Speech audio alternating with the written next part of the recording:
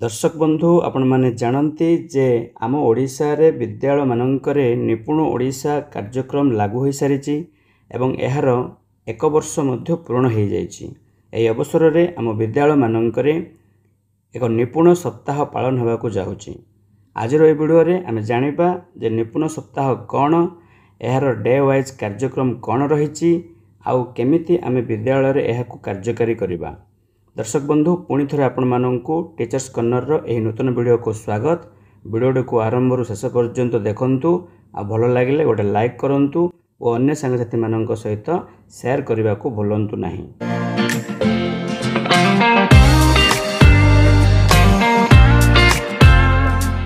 Odisha school education program authority Bhubaneswar जार की चिठी संख्या रही 9612/PD/25 एवं तारीख रही 8/9/2025।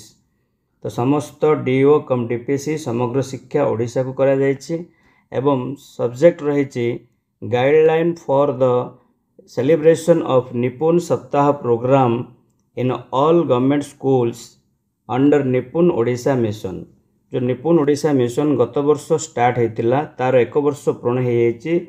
एक वर्ष पूर्ण अवसर में वर्तमान आम विद्यालय मानकरे गोटे निपुण सप्ताह पालन हम जहाँकि 15 सेप्टेम्बर ठारू 19 सेप्टेम्बर 2025 पर्यंत यह प्रोग्राम विद्यालय मानकरे चलिबो। उद्देश्य रही विद्यालय स्तर में मौलिक साक्षरता एवं संख्या ज्ञान संबंधी अभिनव कार्यर प्रदर्शन करने। तापर रही गप गीत खेल और विभिन्न शिक्षण कार्य माध्यम रे पिलामानंकर भाषा संपर्कित दक्षतार विकास करने। खेल आधारित शिक्षा माध्यम रे संख्या ज्ञान कौशल को सुदृढ़ करने।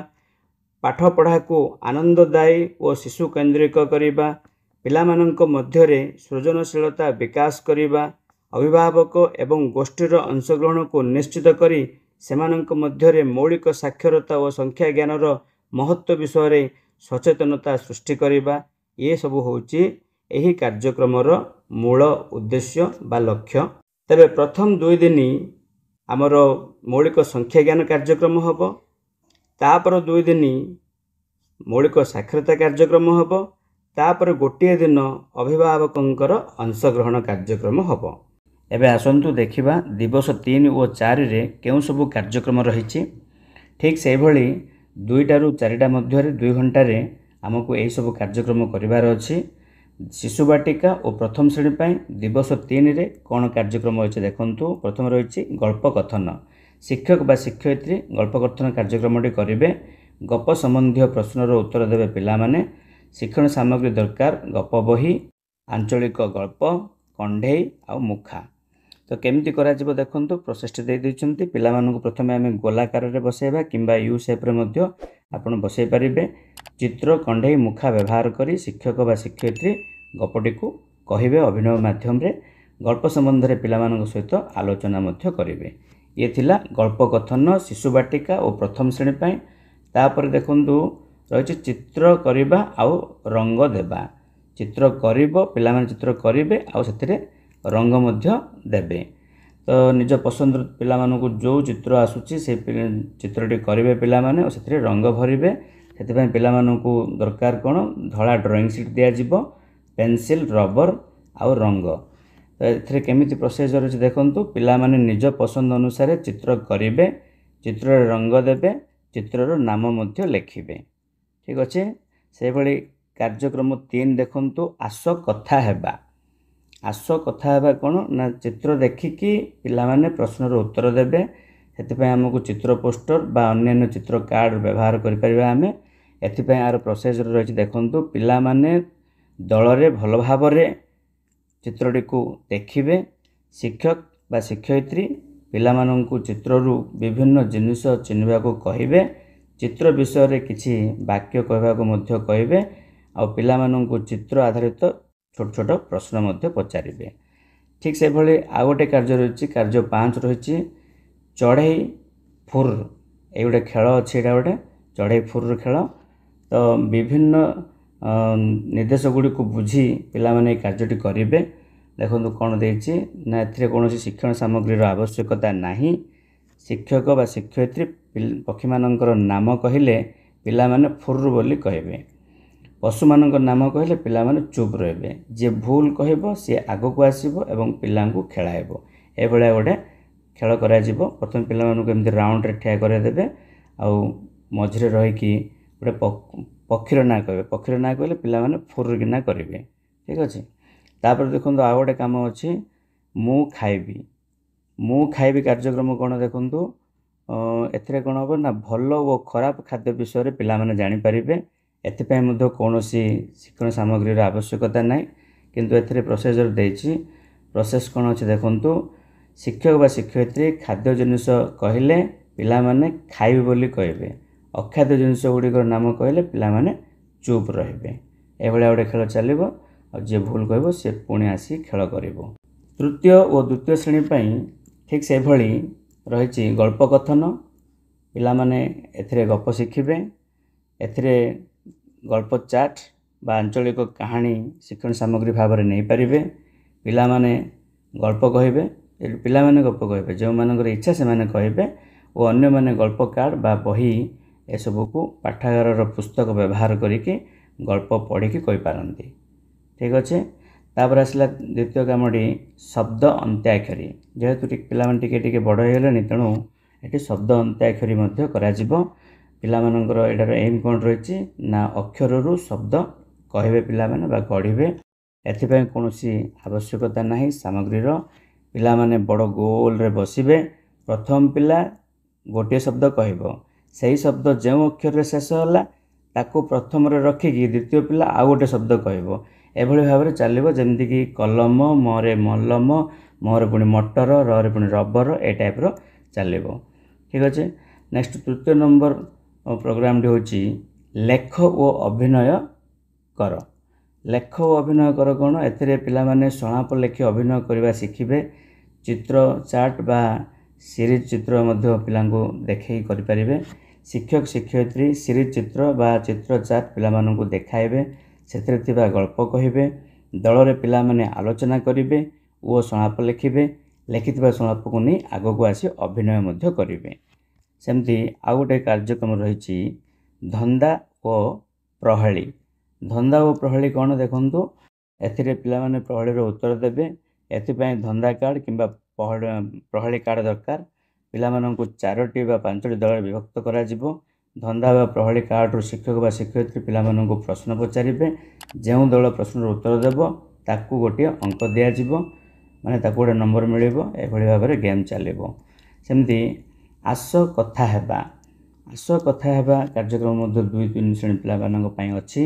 ଏଥିରେ ଚିତ୍ର ପୋଷ୍ଟର ଆବଶ୍ୟକ ଓ ଅନ୍ୟାନ୍ୟ ଚିତ୍ର କାର୍ଡ଼ ମଧ୍ୟ ଆବଶ୍ୟକ। ପିଲାମାନେ ଦଳରେ ଭଲ ଭାବରେ ଚିତ୍ରଟିକୁ ଦେଖିବେ। ଶିକ୍ଷକ ବା ଶିକ୍ଷୟିତ୍ରୀ ପିଲାମାନଙ୍କୁ ଚିତ୍ରରୁ ବିଭିନ୍ନ ଜିନିଷକୁ ଚିହ୍ନିବା ପାଇଁ କହିବେ। ଚିତ୍ର ବିଷୟରେ କିଛି ବାକ୍ୟ କହିବାକୁ କହିବେ। ପିଲାମାନଙ୍କୁ ଚିତ୍ର ଆଧାରିତ ପ୍ରଶ୍ନ ପଚାରିବେ। ଏଭଳିଆ ଚାଲିବ କାର୍ଯ୍ୟକ୍ରମ। ସେମିତି ଚଢ଼େଇ ଫୁର୍ର ଖେଳ ଏମାନଙ୍କ ପାଇଁ ମଧ୍ୟ ଅଛି।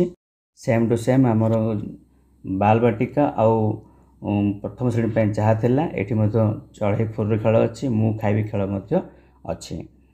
ଠିକ୍ ଅଛି। ସେମିତି ଚିତ୍ରରେ ରଙ୍ଗ ଦିଅ, ଏହି ଖେଳଟି ମଧ୍ୟ ପିଲାମାନଙ୍କ ପାଇଁ ଅଛି। ଆମର ବାଲବାଟିକା ଆଉ ପ୍ରଥମ ଶ୍ରେଣୀ ପାଇଁ ମଧ୍ୟ ଥିଲା। ଏଥିରେ ମଧ୍ୟ ଚିତ୍ର କରିକି ରଙ୍ଗ ଦେବେ ଆଉ ଡ୍ରଇଂ ସିଟ୍ ଦରକାର ପିଲାଙ୍କୁ, କଲର୍ ପେନସିଲ୍, ରବର ସବୁ ଦରକାର। ସେମ୍ ଟୁ ସେମ୍ ଆମର ବାଲବାଟିକା ଆଉ ପ୍ରଥମ ଶ୍ରେଣୀ ଭଳି। ଠିକ୍ ଅଛି। ବର୍ତ୍ତମାନ ଦେଖିବା ଦିବସ 4ରେ କ'ଣ ସବୁ କାର୍ଯ୍ୟକ୍ରମ କରିବାର ଅଛି। ଶିଶୁ ବାଟିକା ଓ ପ୍ରଥମ ଶ୍ରେଣୀ ପାଇଁ କ'ଣ କାର୍ଯ୍ୟ ହେବ ଦେଖନ୍ତୁ। ପ୍ରଥମ ରହିଲା କବିତା ଆବୃତ୍ତି। ଶିକ୍ଷକ ବା ଶିକ୍ଷୟିତ୍ରୀଙ୍କୁ ଅନୁକରଣ କରିକି କବିତା ଗାଇବେ ପିଲାମାନେ। କବିତା ପୋଷ୍ଟର ବା ସ୍ଥାନୀୟ କବିତା ଆପଣ ବ୍ୟବହାର କରିପାରିବେ। ପ୍ରଥମେ ଶିକ୍ଷକ ବା ଶିକ୍ଷୟିତ୍ରୀଙ୍କର କବିତା ଆବୃତ୍ତି। ଶିକ୍ଷାର୍ଥୀମାନେ ଶିକ୍ଷକଙ୍କୁ ଅନୁସରଣ କରି କବିତା ଗାନ କରିବେ। ସ୍ୱର, ତାଳ, ଭାବ, ଭଙ୍ଗୀ ଅଭିନୟ ସହିତ କରିବେ। ଇଏ ଥିଲା ପ୍ରଥମ କାର୍ଯ୍ୟକ୍ରମ। ଦ୍ୱିତୀୟ କାର୍ଯ୍ୟକ୍ରମ ହେଉଛି ଚିତ୍ର ଓ ଅକ୍ଷର ଖେଳ। ଚିତ୍ର ଓ ଅକ୍ଷର ଖେଳରେ କ'ଣ ଅଛି ଦେଖନ୍ତୁ। ଏଥିରେ ପିଲାମାନେ ଚିତ୍ରକୁ ଦେଖିକି ସେଥିରୁ କିଛି ଶବ୍ଦ କହିବେ। ଅକ୍ଷର ଓ ଚିତ୍ର କାର୍ଡ଼ ଦରକାର। ଶିକ୍ଷକ ଶିକ୍ଷୟିତ୍ରୀ ଗୋଟିଏ ଅକ୍ଷର କାର୍ଡ଼ ଦେଖାଇବେ। ପିଲାମାନେ ସେହି ଅକ୍ଷରରୁ ଆରମ୍ଭରୁ ଚିତ୍ର କାର୍ଡ଼ ଦେଖାଇବେ। ପିଲାମାନେ ସେହି ଅକ୍ଷରରୁ ଆରମ୍ଭ କରି କିଛି ଜିନିଷର ନାମ ମଧ୍ୟ କହିବେ। ସେମିତି ପାହାଡ଼ ନଈ ଗୋଟେ କାର୍ଯ୍ୟକ୍ରମ ଅଛି। ପାହାଡ଼ ନଈ କାର୍ଯ୍ୟକ୍ରମରେ କ'ଣ ହେବ ଦେଖନ୍ତୁ। ଏଥିର ଏଥିରେ ଦକ୍ଷତା ରହିଛି ବିଭିନ୍ନ ନିର୍ଦ୍ଦେଶ ଗୁଡ଼ିକୁ ବୁଝି ପିଲାମାନେ କାର୍ଯ୍ୟ କରିବେ। ଏଥିପାଇଁ କୌଣସି ସାମଗ୍ରୀ ଆବଶ୍ୟକତା ନାହିଁ। ଶିକ୍ଷକ ବା ଶିକ୍ଷୟିତ୍ରୀ ଗାରଟିଏ ଟାଣି ଗୋଟିଏ ପଟରେ ପାହାଡ଼ ଓ ଅନ୍ୟ ପଟରେ ନଈ ବୋଲି ଲେଖିବେ। ଉଚ୍ଚ ଓ ନିମ୍ନ ସ୍ଥାନ ବି ନିଆଯାଇପାରେ। ଜଳଜୀବ ଯଥା ମାଛ, କଇଁଚ, ପାଣି ସାପ ଆଦିଙ୍କ ନାମ କହିଲେ ପିଲାମାନେ ପାଣିକୁ ଡେଇଁବେ। ସେମିତି ସ୍ଥଳଜୀବଙ୍କ ନାମ କହିଲେ ପିଲାମାନେ ଉଚ୍ଚ ବା ପାହାଡ଼କୁ ଡେଇଁବେ। ଏଭଳିଆ ନିର୍ଦ୍ଦେଶ ଦିଆଯିବ ଏବଂ ଗେମ୍ଟି ଚାଲିବ। ତାପରେ ଆସିଲା ଆସ ଶୁଣିବା ଛବି ଖୋଜିବା। ମାନେ ପିଲାମାନେ ପଶୁପକ୍ଷୀଙ୍କର ସ୍ୱର ବାହାର କରିବେ। ଠିକ୍ ଅଛି। ତ ଏଥିରେ ସାମଗ୍ରୀ ଦରକାର ମୋବାଇଲ, ପଶୁପକ୍ଷୀଙ୍କର ଚିତ୍ର, ହାତୀ, କୁକୁର, ବିଲେଇ, କାଉ, କୁକୁଡ଼ା, ଗାଈ, ବାଘ, ମୂଷା, କୋଇଲି ଭଳି ଚିତ୍ର ଦରକାର। ଆଉ ଏଥିରେ ଶିକ୍ଷକ ବା ଶିକ୍ଷୟିତ୍ରୀ ବିଭିନ୍ନ ପଶୁପକ୍ଷୀ ଯେପରି ହାତୀ, କୁକୁର, ବିଲେଇ, କୁକୁଡ଼ା, ଗାଈ ଏଭଳିଆ ଚିତ୍ର ଗୋଟେ ଗୋଟେ ବାକ୍ସରେ ବା ଜାଗାରେ ରଖିବେ। ତାପରେ ଶିକ୍ଷକ ଶିକ୍ଷୟିତ୍ରୀ ପିଲାଙ୍କୁ ଗୋଲାକାରରେ ବସାଇବେ। ମୋବାଇଲ ଦ୍ୱାରା ଚିତ୍ରରେ ଥିବା କୌଣସି ଗୋଟେ ପଶୁ ବା ପକ୍ଷୀର ସ୍ୱରଟି ଶୁଣାଇବେ, ଯାହାଫଳରେ ପିଲାମାନେ ସେହି ସ୍ୱରଟିକୁ ଚିହ୍ନି ସେହି ଫଟୋଟିକୁ ସମସ୍ତଙ୍କୁ ଦେଖାଇବେ ଏବଂ ତା'ର ନାଁ କହିବେ। ଏହିଭଳି ଭାବରେ ଖେଳଟି ଆଗକୁ ଚାଲିବ। ଶିକ୍ଷୟିତ୍ରୀ ବା ଶିକ୍ଷକ ପିଲାମାନଙ୍କ ସହିତ ସେହି ପଶୁପକ୍ଷୀ ବିଷୟରେ ଆଲୋଚନା କରିବେ। ଏଭଳିଆ ଖେଳଟି ଚାଲିବ। ତାପରେ ଆସିଲା ମୋ କଥାକୁ ମାନ। ମୋ କଥାକୁ ମାନ ଗେମ୍ରେ କ'ଣ ହେବ ଦେଖନ୍ତୁ। ଏଥିରେ ମଧ୍ୟ କୌଣସି ସାମଗ୍ରୀର ଆବଶ୍ୟକତା ନାହିଁ। ଦେଖନ୍ତୁ ଶିକ୍ଷକ ବା ଶିକ୍ଷୟିତ୍ରୀ ପିଲାମାନଙ୍କୁ ଗୋଲ ବା ଅର୍ଦ୍ଧବୃତ୍ତାକାରରେ ଠିଆ କରାଇବେ। ସେ ପିଲାମାନଙ୍କୁ ସୂଚନା ଦେବେ ଯେ ତୁମକୁ ଯାହା କୁହାଯିବ ତୁମେ କରିବ। ପ୍ରଥମେ ଶିକ୍ଷୟିତ୍ରୀ କହିବେ ଠିଆ ହୁଅ, ପିଲାମାନେ ଠିଆ ହେବେ। ତାପରେ କହିବେ କି ଗୋଟିଏ ହାତରେ ନାକ ଧର, ତାପରେ ଠିଆ ହୁଅ, ଗୋଟିଏ ହାତରେ ନାକ ଧର, ଅନ୍ୟ ହାତରେ ମୁଣ୍ଡ ଛୁଅଁ। ଏଭଳିଆ ଯାହା ନିର୍ଦ୍ଦେଶ ଦେବେ ପିଲାମାନେ ତାହା କରିବେ। ତାମାନେ ସେମାନେ ଶୁଣିକି ମାନେ ନିର୍ଦ୍ଦେଶ ବୁଝିକି କାମ କରିପାରୁଛନ୍ତି ନା ନାହିଁ ଜଣାପଡ଼ିବ। ସେମିତି ସ୍ତମ୍ଭ ମିଳନ। ସ୍ତମ୍ଭ ମିଳନ କାର୍ଯ୍ୟକ୍ରମରେ ମଧ୍ୟ ସେମିତି ଶବ୍ଦର ପ୍ରଥମ ଧ୍ୱନିକୁ ଚିହ୍ନିବେ ପିଲାମାନେ। ଚିତ୍ର ଓ ଅକ୍ଷର କାର୍ଡ଼ ଦରକାର। ଶିକ୍ଷକ ବା ଶିକ୍ଷୟିତ୍ରୀ ପିଲାମାନଙ୍କୁ ଦଳରେ ଭାଗ କରିବେ। ଶିକ୍ଷକ ଶିକ୍ଷୟିତ୍ରୀ ପିଲାମାନଙ୍କୁ କିଛି ଚିତ୍ର କାର୍ଡ଼ ଦେବେ ଓ ଅକ୍ଷର ମଧ୍ୟ ଦେବେ। ପିଲାମାନେ ଚିତ୍ର ସହ ଅକ୍ଷର ମେଳକ କରିବେ, ଯେପରିକି ଗଧ ଚିତ୍ର ସହ ଗ ଅକ୍ଷର ମିଶାଇବେ। ସେମିତି ମାନେ ଯେଉଁ ଚିତ୍ର ଦେଖାଇବେ ତା'ର ପ୍ରଥମ ଅକ୍ଷରଟି ପିଲାମାନେ ତାକୁ ଦେଖାଇବେ। ବର୍ତ୍ତମାନ ଆସିଲା ଆମର ଦ୍ୱିତୀୟ ତୃତୀୟ ଶ୍ରେଣୀ ପାଇଁ ଚତୁର୍ଥ ଦିନର କାର୍ଯ୍ୟକ୍ରମ କ'ଣ ରହିଛି। ସେହି ଚତୁର୍ଥ ଦିନ ମଧ୍ୟ ସେହି 2 ଘଣ୍ଟା ହିଁ କାର୍ଯ୍ୟ କରିବାକୁ ପଡ଼ିବ, 2 ରୁ 4। ତ ଏଠି ମଧ୍ୟ କବିତା ଆବୃତ୍ତି ରହିଛି। ସେମ୍ ଟୁ ସେମ୍ ଆମର ପ୍ରଥମ ବାଲବାଟିକା ପାଇଁ ଯେମିତି ଜଣେ ବା 2 ଜଣ ପିଲା କବିତା ଆବୃତ୍ତି ବା ଗାନ କରିପାରନ୍ତି। ଏହି ସମୟରେ ସେମାନେ କବିତା ପୋଷ୍ଟର ଆଦି ବ୍ୟବହାର କରିପାରିବେ। ଅଭିନୟ ପ୍ରତି ମଧ୍ୟ ଟିକେ ଗୁରୁତ୍ୱ ଦିଆଯିବ। ସେମିତି ଶବ୍ଦ ଗଠନ। ଶବ୍ଦ ଗଠନ ମାନେ ପିଲାମାନେ ଶବ୍ଦ ଗଢ଼ିବେ ଆଉ ପଢ଼ିବେ। ଶବ୍ଦ ଗଢ଼ିବେ ଆଉ ପଢ଼ିବେ। ଏଥିପାଇଁ ଅକ୍ଷର ଓ ମାତ୍ରା କାର୍ଡ଼ ଆବଶ୍ୟକ। ଶିକ୍ଷକ ଓ ଶିକ୍ଷୟିତ୍ରୀ ପିଲାମାନଙ୍କୁ 4ଟି ଦଳରେ ବିଭକ୍ତ କରିବେ। ପ୍ରତ୍ୟେକ ଦଳରୁ 20ଟି ଲେଖାଏଁ ଅକ୍ଷର ଓ ମାତ୍ରାର ଫ୍ଲାସ୍ କାର୍ଡ଼ ଦେଇ 2-3 ଅକ୍ଷର ବିଶିଷ୍ଟ ଶବ୍ଦ ଗଢ଼ିବାକୁ କୁହାହେବ। ତାଙ୍କୁ ମାନେ ମାତ୍ରା କାର୍ଡ଼ ଦିଆଯିବ, ଅକ୍ଷର କାର୍ଡ଼ ଦିଆଯିବ। ପିଲାମାନେ ଦଳରେ ଦିଆହେବ ପିଲାମାନଙ୍କୁ ଏବଂ ସେମାନଙ୍କୁ କେତେଟା ଶବ୍ଦ ଗଢ଼ିବା ପାଇଁ କୁହାହେବ। 15 ମିନିଟ୍ ସମୟ ଦିଆଯିବ। ପ୍ରତି ଦଳ ଗଢ଼ିଥିବା ଶବ୍ଦ ଗୁଡ଼ିକୁ ଶିକ୍ଷକ କଳାପଟାରେ ଲେଖିବେ। ଯେଉଁ ଦଳ ଅଧିକ ଶବ୍ଦ କରିବ ସେମାନଙ୍କ ପାଇଁ 2ଟି କରତାଳି ଓ ଅନ୍ୟ ଦଳ ପାଇଁ 1ଟିଏ କରତାଳି ଦିଆଯିବ। ଏଭଳି ଭାବରେ ଶବ୍ଦ ଗଠନ ଖେଳ ଗୋଟେ ଚାଲିବ। ତାପରେ ଆସିଲା ରଙ୍ଗ ଖେଳ। ରଙ୍ଗ ଖେଳରେ କ'ଣ ହେବ ନା ସମାନ ରଙ୍ଗରୁ ଆରମ୍ଭ ଅନେକ ଜିନିଷର ନାମ କହିବେ। ମାନେ ଧରିନିଅନ୍ତୁ ଲାଲ କହିବା, ମାନେ ଲାଲ କ'ଣ କ'ଣ, ଶୁଖିଲା ମରିଚ ନୁହେଁ କି, ସେମିତି ଆପଲ୍ ଏ ଟାଇପ୍ର। ତ ମାନେ ରଙ୍ଗ ଗୋଟେ କିନ୍ତୁ ବିଭିନ୍ନ ଜିନିଷର ନାମ ପିଲାମାନେ କହିବେ। ଏଥିପାଇଁ ଦରକାର କ'ଣ ଆମକୁ ନା ଟୋକେଇ ଓ ବିଭିନ୍ନ ରଙ୍ଗର କାର୍ଡ଼ ଦରକାର। କେମିତି କାର୍ଯ୍ୟକ୍ରମଟି ହେବ ଦେଖନ୍ତୁ। ପିଲାମାନେ ଗୋଲାକାରରେ ଠିଆ ହେବେ। ଜଣେ ପିଲା ଟୋକେଇର ରଙ୍ଗ କାର୍ଡ଼ ନେଇ ଚାରିପଟେ ବୁଲି ବୁଲି କହିବ, କୁହରେ ପିଲେ କୁହ, ମୋ ସାଙ୍ଗର ନାମ କୁହ। ସେ ଜଣେ ପିଲା ପାଖରେ ଅଟକିଯିବ। ସେହି ପିଲା ଗୋଟିଏ ରଙ୍ଗ କାର୍ଡ଼ ନେଇ ସେ ରଙ୍ଗର ଗୋଟିଏ ଜିନିଷର ନାମ କହିବ। ଯିଏ ନ କହିପାରିବ ସେ ମଝିକୁ ଆସିକି ସେ ଗେମ୍ଟା ଖେଳାଇବ ପିଲାଙ୍କୁ। ଏଭଳି ଭାବରେ ଚାଲିବ ରଙ୍ଗ ଖେଳ। ସେମିତି ଆସିଲା ମୂର୍ତ୍ତି ଖେଳ। ମୂର୍ତ୍ତି ଖେଳ ମଧ୍ୟ ବହୁତ ଇଣ୍ଟରେଷ୍ଟିଂ। ନିୟମଟି ଏଥିରେ ପିଲାମାନେ ନିୟମ ମାନି ଖେଳିବେ। କୌଣସି ସାମଗ୍ରୀର ଆବଶ୍ୟକତା ନାହିଁ। ଜଣେ ପିଲା ଶ୍ରେଣୀ ବା ବାରଣ୍ଡା ବା ପଡ଼ିଆ ସାମ୍ନାରେ ଠିଆ ହେବ से 1 2 3 4 गणी गणी हठात कह मूर्ति माने स्टैच्यू खेल जो आमर थिला जोड़ा से गणवा समय पिला माने आगु को आसीबे से जते बेले मूर्ति कहबो सेते बेले पिला माने मूर्ति भली ठिया हे जिवे से पुणी कहबो जो पिला माने आगु को आसी प्रथमे ताको छुइबे से जितिबो ए भली भाबरे गेम तांकर चलिबो मूर्ति खेल बा स्टैच्यू खेल जोड़ा कहउचंदी। तापर आसिला अभिनय अभिनय कोन करा जिवो ना देखंतु प्रथमे रहिछि गल्प बा कवितार अभिनय करिवे बड़ बय दरकार गल्प कार्ड दरकार कविता पोस्टर पाठ्यपुस्तक दरकार पिला माननकु चारोटी दल रे भाग करा जिवो प्रत्येक दल बड़ बय बा गल्प कार्ड ए सब नेकी काम करिवे कविता पोस्टर बा पाठ्यपुस्तक रो मध्ये कोनोसी गोटे नेकी मध्ये से माने कहि परिवे। तबे यह थिला तृतीय और चतुर्थ दिन साक्षरता संबंधित कार्यक्रम वीडियो को आरंभ शेष पर्यंत देखिथिबा जोगु आपण माननकु बहुत बहुत धन्यवाद।